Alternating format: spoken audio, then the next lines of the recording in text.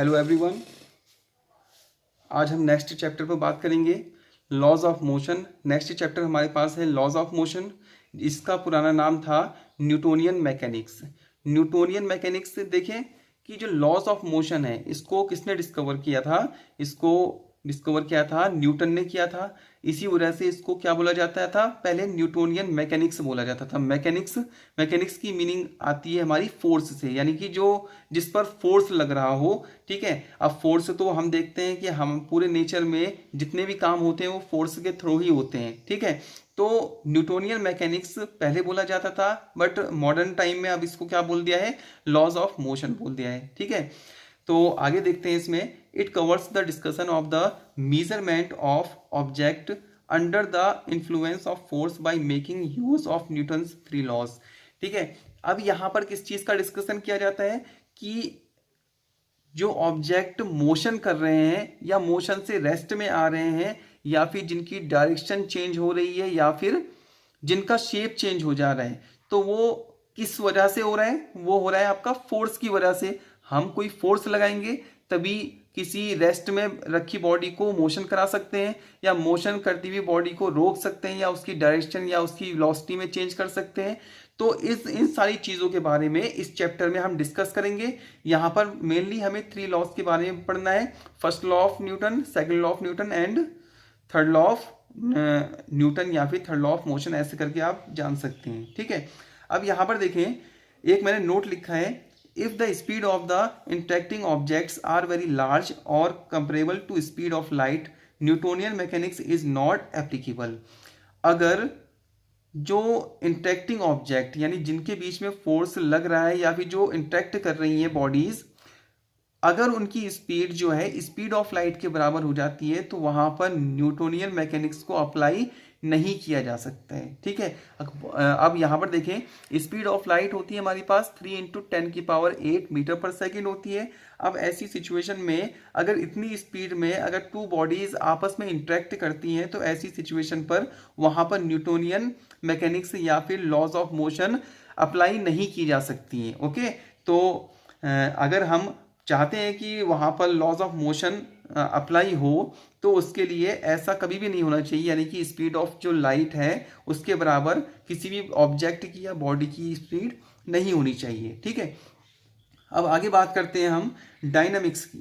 ठीक है, डायनामिक्स देखें, अभी तक जो आपने आगे चैप्टर पढ़े उसमें आपने पढ़ा था काइनेटिक्स के बारे में, यानी कि कोई ऑब्जेक्ट रेस्ट में है या मोशन कर रहा है, किस प्रकार से मोशन कर रहा है, इसके बारे में जाना था। ठीक है, डायनेमिक्स क्या डील करता है, it is the branch of physics in which we study the motion of a body by taking into consideration the cause that is force which produces the motion. यानी कि ये फिजिक्स की एक ऐसी branch है जहां पर हम बॉडी जो है वो मोशन कर रही है।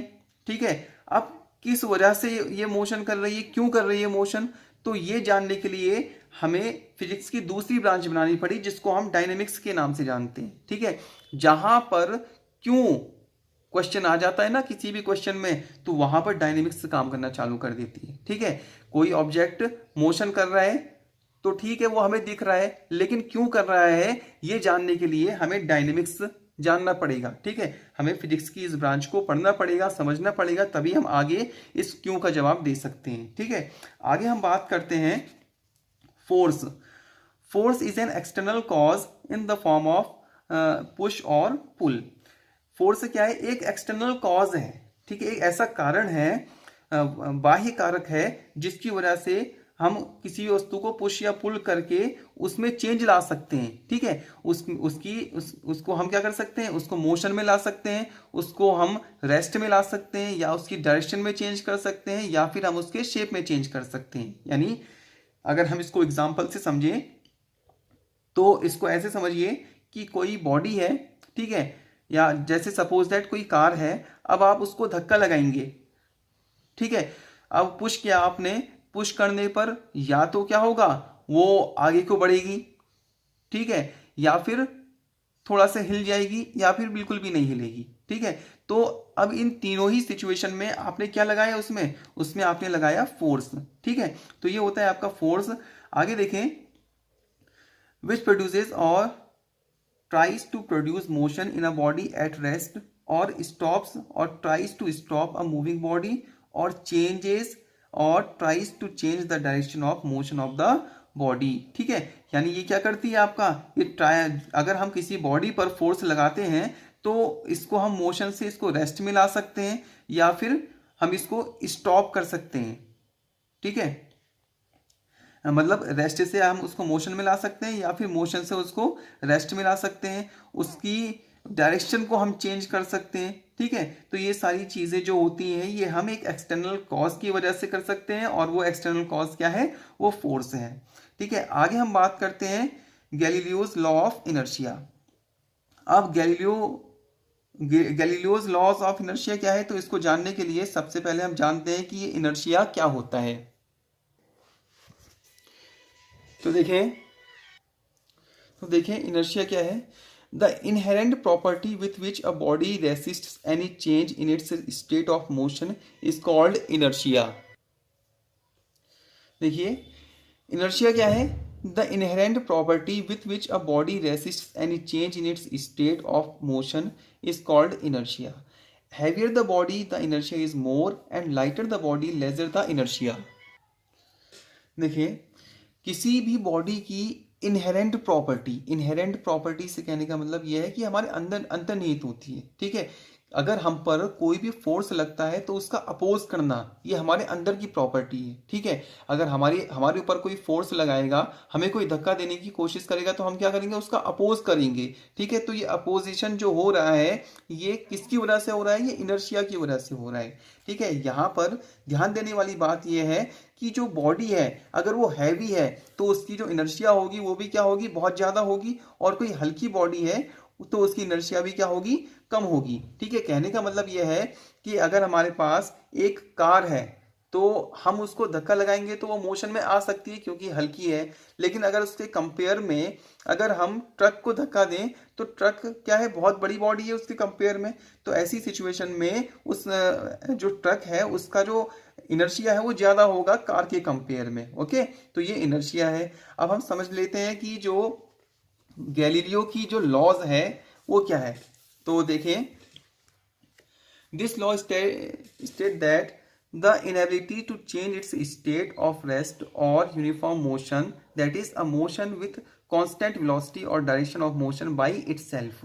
ठीक है, ये क्या है आपका, the inability to change its state of rest और uniform motion. The inability to change its state, कोई बॉडी है उसके पास कोई एक ऐसी एबिलिटी नहीं हो सकती है कि वो खुद ही रेस्ट मतलब अपनी रेस्ट की स्टेट को चेंज करके वो यूनिफॉर्म मोशन या मोशन करने लग जाए, या अगर वो यूनिफॉर्म मोशन है तो उसके अंदर इतनी एबिलिटी नहीं है कि वो अपनी वेलोसिटी को चेंज कर सके। ठीक है, यानी कहने का मतलब यह है कि अगर कोई ऑब्जेक्ट रेस्ट में है तो वो रेस्ट में ही रहेगा। ठीक है, अपनी पोजीशन को, अपनी स्टेट को चेंज नहीं करेगा। अगर वो यूनिफॉर्म मोशन से आगे को बढ़ रहा है, यूनिफॉर्म मोशन से कहने का मतलब ये है कि उसकी जो वेलोसिटी है वो कांस्टेंट है, तो वो यूनिफॉर्म मोशन से ही आगे को चलते रहेगा, अपने मोशन में, अपनी वेलोसिटी में वो चेंज खुद से नहीं कर सकता है। जब तक कि उस पर कोई एक्सटर्नल सोर्स काम ना करे, कोई फोर्स काम ना करे, तब तक वो अपनी कांस्टेंट वेलोसिटी से आगे को बढ़ते रहेगा, या फिर अगर रेस्ट में है तो रेस्ट में ही रहेगा। तो ये क्या है आपका लॉ ऑफ इनर्शिया। ठीक है, आगे पढ़ते हैं हम लीनियर मोमेंटम। अब देखें what is linear momentum. The linear momentum of a body is defined as the product of the mass of the body and its velocity.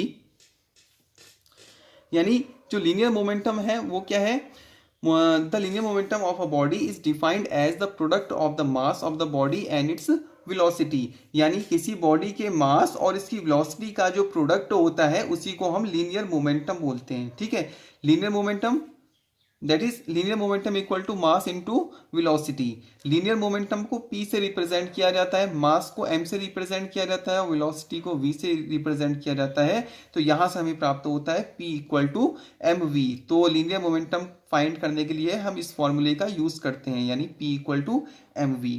आगे हम बात करते हैं लीनियर मोमेंटम से पर बेस्ड कुछ terms. It is a vector quantity, ये एक वेक्टर क्वांटिटी है। Its direction is same as the direction of velocity of the body.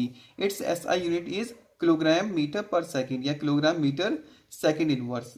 ये आपकी एक वेक्टर क्वांटिटी है और जो मोमेंटम की जो डायरेक्शन होती है वो डायरेक्शन कौन सी होती है, वो जिस डायरेक्शन में वेलोसिटी कर रहा है यानी जिस डायरेक्शन में वो चल रहा है उसी डायरेक्शन में मोमेंटम भी होगा। और इसकी जो एसआई यूनिट है वो किलोग्राम मीटर पर सेकेंड या किलोग्राम मीटर सेकेंड इनवर्स होती है। ठीक है, the dimensional formula of linear momentum is m1l1t-1।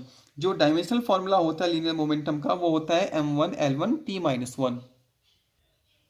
Okay, तो आज हमने पढ़ा इनर्शिया क्या होता है, फोर्स क्या होता है और लीनियर मोमेंटम क्या होता है। नेक्स्ट वीडियो में हम लॉज ऑफ मोशन पर बात करेंगे। तो आज के लिए बस इतना ही। Thank you so much.